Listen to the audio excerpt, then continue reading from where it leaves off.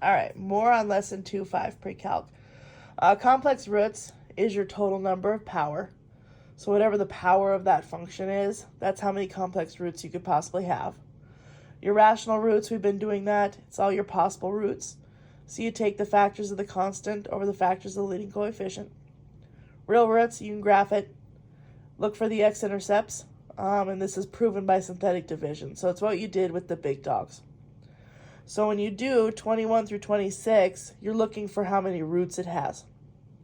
So on 21, if you look at it, it has 2 complex roots. And then when I graphed, there was no real roots. So when I looked for the x-intercepts, there was none. So that's what you do on that 21 through 26. When you get down to 29, it's what you have been doing. Okay, so what I went ahead and did on 29 is I went ahead and already graphed it.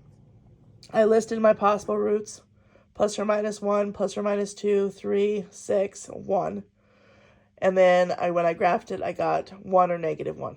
So in the box, I'm going to put 1 in there. I'm going to write my factors up above. Drop the first one down. So we got 1. 1 times 1 is 1. 2. 2. 7. 1 times 7 is 7. 6. 6. There was a 0. You gotta do it one more time with the other root. Negative 1. So negative 1. 1. Negative 1. 6. Negative 6. 0. So now I've got my equation, x plus 1, x minus 1, and then this right here, x squared plus x plus 6.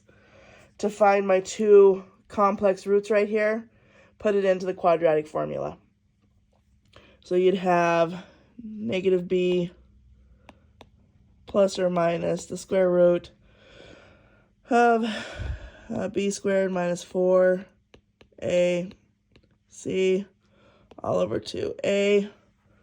So you get negative 1 plus or minus, what is that, I root 23 over 2. Okay, so now you have this right here is 2 complex roots, your 2 real roots, which is a total of 4 roots. Okay. When you get down to 33, they give you one of the imaginary roots. They want you to find the other roots. Okay. So to do this, or to do the complete factorization, in your synthetic division box, you'll plug in 1 plus I. Up above are the coefficients of that polynomial. So we've got 1, negative 2, negative 1, 6, negative 6. This one drops down. So we'll drop the 1 down. 1 times 1 plus I is 1 plus I. Add those. You get 1 plus I down there. Now, you're going to have to FOIL it. Okay, so over here, I'm just going to do kind of like a workbox type thing. And I've got 1 plus I times, negative 1 plus I. Okay, so over here in my little workbox, FOIL it, negative 1 plus I minus I cancels. Then I'd have I squared. So this would be negative 2. So here we'd have negative 2. Add those.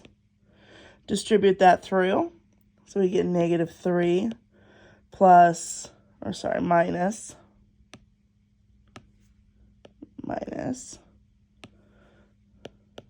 3i. So we'd get 3 minus 3i.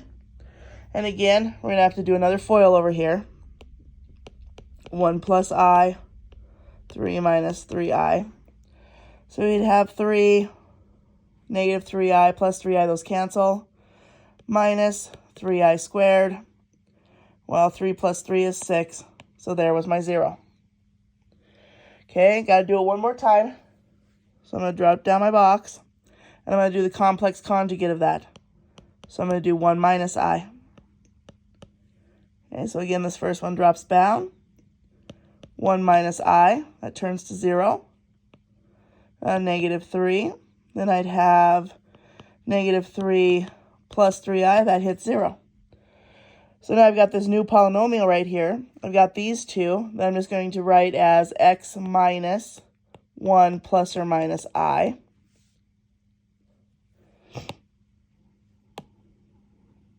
I don't know why I did that.